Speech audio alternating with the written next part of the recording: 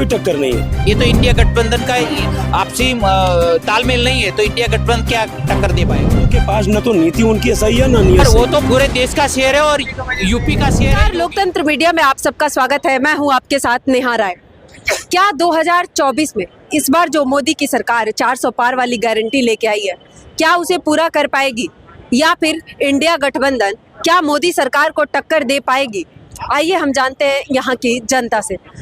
Sir, आपका नाम? प्रेमनाथ द्विवेदी, कहाँ से है आप? गोरखपुर से। अच्छा सर, क्या लग रहा है मोदी की गारंटी जो 400 पार वाली है, क्या वो कंप्लीट कर पाएंगे या इंडिया गठबंधन उन्हें जोरदार टक्कर दे रही है, लग रहा है? नहीं, देखिए ऐसा है ना, किसी भी लक्ष्य को प्राप्त करने के लिए नीति और नियत का होना बहुत आवश्यक है।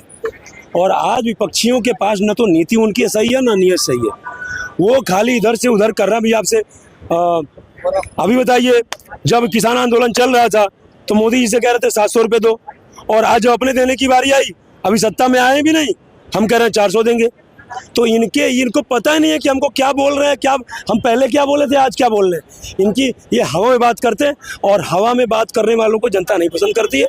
एक लाइन में कह देना चाहता हूँ कि अब लोकतंत्र बा ये भारत में, अब लोकतंत्र बा ये भारत में, सत्ता न केहू पौती है, और जे संभाल न पावे विरासत के वो पुत्र ना हो के पनौती है।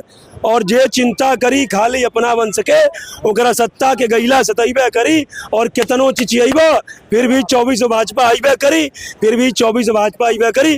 जातिवाद का जहर, जाति धर्म का जहर, अभी मुख्तार अंसारी की मौत बोया जा रहा था कि जाति धर्म के जहर केतनो बोइबा फिर भी 24 भाजपा आइबे करी, और केतनो चिचियबा फिर भी 24 भाजपा आइबे करी। तो ये हकीकत है, ये हमारी भविष्यवाणी है। और रह गई बात है, आप गठबंधन की बात कर रही हैं। जो कांग्रेस पार्टी लगभग 55 से 60 सालों तक देश के केंद्र में और हर स्टेट में राज की, आज वो कांग्रेस पार्टी उत्तर प्रदेश में मायावती मुलायम से पहले कांग्रेस की सरकार हुआ करती थी। एक बार नहीं, अनेकों बार कांग्रेस की सरकारें थी, लेकिन उस उत्तर प्रदेश में 80 में से 17 सीटों पर लड़ने में मजबूर हो गई। दिल्ली में एक बार नहीं, अनेक बार कांग्रेस की सरकार रही। लेकिन आप बताइए, जिस आम आदमी पार्टी के मुखिया अरविंद केजरीवाल ने कांग्रेस के खिलाफ भ्रष्टाचार करके कांग्रेस के वोट को हासिल करके मुख्यमंत्री बने, आज उसी केजरीवाल के पास जाके चढ़ बंधन करने लगे, और 4 पे केजरीवाल लड़ रहे हैं और 3 पे आज़ादी से पहले की पार्टी लड़ रही है। ये हाल है। पंजाब में एक भी सीट नहीं दिया, ममता ने बंगाल में एक सीट नहीं दिया। तो ये क्या विपक्ष का मतलब है? सबको क्या है, सबको सत्ता की महत्वाकांक्षा है। और जब महत्वाकांक्षा होना ठीक है, लेकिन अति महत्वाकांक्षा बनना आपके लिए सर्वनाश को आमंत्रित करता है, जैसे केजरीवाल। अच्छा, लगता है केजरीवाल को आगे राहत मिलने वाला है? जैसे अभी हाईकोर्ट से तो राहत मिला नहीं, क्या वो सुप्रीम कोर्ट का दरवाजा खटखटाएंगे और वहां से राहत मिल सकता है? उनका काम है। लेकिन मैडम देखिए, ऐसा है ना कि जो हवाला का पैसा है, अब जैसे क्या है कि केजरीवाल के अंदर क्या है, अति महत्वाकांक्षा है। दिल्ली आ गई, किस तरीके से पंजाब ले लिया, गोवा भी ले लें, ये भी स्टेट ले लें। उस चक्कर में अब जो पैसा कैश में आया, खर्च हो गया, उसका लता पता नहीं है, तो इतने आसानी से तो ट्रेल होगा नहीं, इतनी आसानी से तो ट्रेस होगा नहीं ना। उसके लिए जांच चल रही है, लोग धीरे धीरे हो रहे हैं। चूंकि ये बड़ा प्लानिंग के तहत ये घोटाला किया गया है, तो कहीं ना कहीं थोड़ा बहुत एविडेंस तो है। यदि एविडेंस नहीं होता तो अभी तक सतेंद्र की जैन की जमानत हो गई होती, एविडेंस नहीं होता तो मनीष की जमानत हो गई। और यही पार्टी, ये बताइए, जो कांग्रेस पार्टी और केजरीवाल ने कहा कि मोदी जी ने केजरीवाल को जेल में डलवा दिया, मोदी जी ने संजय को जेल में डलवा दिया, मोदी जी ने सतेंद्र को जेल में, मोदी ने मनीष सिसोदिया को जेल में डलवा दिया। अब वो पार्टियां क्यों नहीं कह रही हैं कि मोदी जी ने संजय सिंह को जेल से निकलवाया, मोदी जी ने संजय सिंह को जेल से निकलवाया?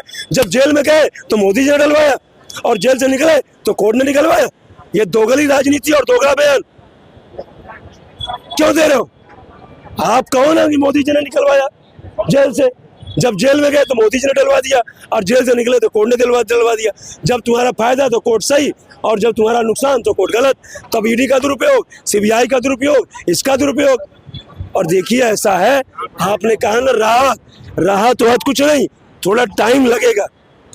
कि सतेंद्र गए, मनीष गए, सतेंद्र गए, मनीष गए, संजय केजरीवाल भी घसीट गए, और अब सौरभ अतिशी की बारी है।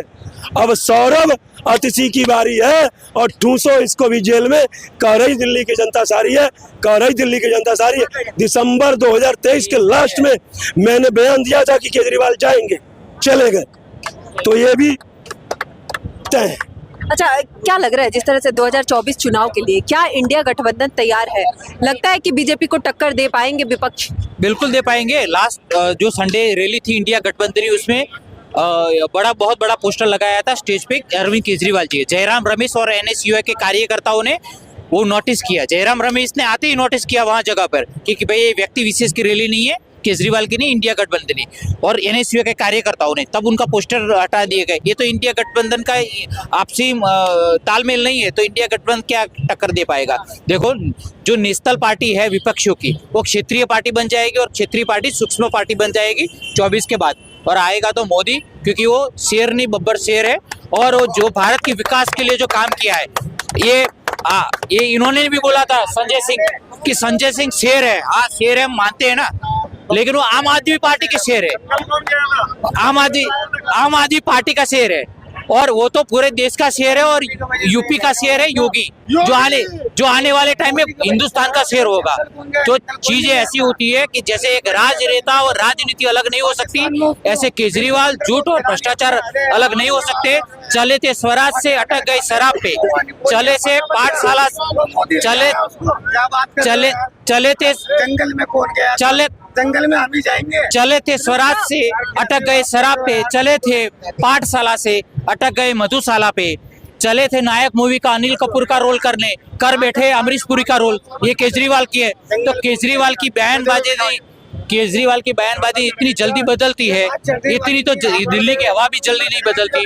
और इनकी शासन व्यवस्था इतनी प्रदूषित हो चुकी है कि मुझे लग रहा है कि इनकी शासन व्यवस्था भी इतनी प्रदूषित जितनी हवा प्रदूषित हो चुकी है। इसलिए केजरीवाल का राजनीतिक करियर का उदय हुआ है रामलीला से, और अब उनका राजनीतिक करियर का सूर्यास्त होने जा रहा है तिहाड़ जेल से। अच्छा, अभी लेकिन संजय सिंह आने के बाद कह रहे हैं कि शराब घोटाले का भ्रष्टाचार जो लगाया जा रहा है घोटाला, ये बीजेपी ने किया है। बीजेपी ने के कविता का कबूलनामा देख लो। राघव मुकुटा रेड्डी, विजय नायर तो कैलाश गहलोत के बंगले में ही रहता था।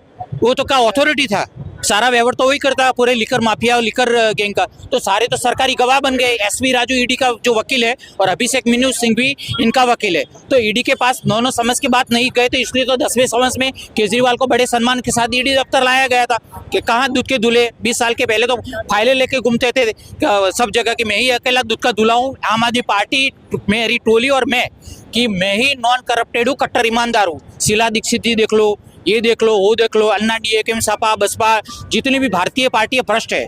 मैं नहीं हूँ, आम आदमी पार्टी नहीं और मेरी टोली नहीं है। और क्या बोले थे, मनीष जेल जाएगा, मनीष सिसोदिया जेल जाएगा तो मेरा कुछ नहीं लगता। मैं जेल जाऊंगा तो मैं मनीष सिसोदिया का कुछ नहीं लगता। अब सब लगने लगा। ये दोगलापन सबको पता चल गया। और आतिशी प्रेस कॉन्फ्रेंस करके बोलती है कि ये दिल्ली के मुख्यमंत्री है, हमारे नेता है। एक विचार है, एक विचारधारा है। हाँ, एक विचार और विचारधारा, लेकिन ये तो भ्रष्टाचार की विचारधारा है। उनकी धर्मपत्नी बोलती है उसी कुर्सी पे जहाँ नहीं बैठना चाहिए। वो क्या संदेश देता है कि भाई कुर्सी तो रहेगी तो घर पे ही रहेगी, कुर्सी बाहर नहीं गई। पहले क्या बोलते थे, मैं कुर्सी से नहीं चिपकूंगा। अब चिपक गए, कुर्सी मेरी से चिपक गई, क्या करूं? है बनिया और आ गई राजनीति में। राजनीति में भी व्यापारीकरण कर दिया, पॉलिटिक्स का कॉमर्शियलाइजेशन कर दिया। उनकी एकेडमिक क्वालिफिकेशन कितनी स्ट्रांग है बताओ। आईआईटी खड़गपुर से पढ़े हुए हैं, आईआरएस ऑफिसर रहे हुए हैं, 2006 में रमन मैग्सेसे अवार्ड से नवाजे गए हैं। इतने तेज तराज ऑफिसर भारत को मिलता। अगर ये भ्रष्टाचारी नीतियों में नहीं लिप्त पाए जाते तो भारत की जनता उनको प्रधानमंत्री के चेहरे पे देखती, और भारत की जनता, हिंदुस्तान की जनता सर आंखों पर भी बिठाई जाती है और बाहर का रास्ता भी दिखाना जानती है। और अब कहाँ पहुंच गए, जहां उनको पहुंचना चाहिए था वहां पहुंच गए। इसलिए दोगलापन राजनीति का नहीं चलता, क्योंकि जो राष्ट्र की बात करता है, समाज हित की बात करता है, प्रजा हित की बात करता है, वही चलेगा। क्योंकि पाकिस्तान से अभिनंदन जी को वापस लाना हो, रशिया यूक्रेन वॉर से बच्चों को वापस लाना हो, या कतर से 8 नेवी वेटरन को वापस लाना हो, मोदी जी कर सकते हैं। वंदे भारत ट्रेन हो, इसरो में चंद्रयान 3 हो, कोई भी उपलब्धि लेको, छोटे से छोटे, बड़े से बड़े वर्ग को ध्यान में रखते हुए मोदी जी ने योजनाएं लाई है। इसलिए मैं बोलता हूँ ना, विराट कोहली जब मैदान में उतरते हैं तो बॉलरों के पसीने छूट जाते हैं। ऐसे मोदी जी चुनावी रणनीति में और रण मैदान में उतरते हैं तब विपक्षियों के पसीने छूट जाते हैं। इसलिए मोदी मैजिक और मोदी की रणनीति आगे आगे सारा फैले। हर हर मोदी, घर घर मोदी, विश्व पर है मोदी। बहुत बहुत धन्यवाद आप सबका। देखते हैं क्या वाकई हर हर मोदी होगा, क्या 400 पार इस बार फिर से होगा, ये तो आने वाला वक्त बताएगा। अभी के लिए धन्यवाद। देखते रहिए लोकतंत्र मीडिया।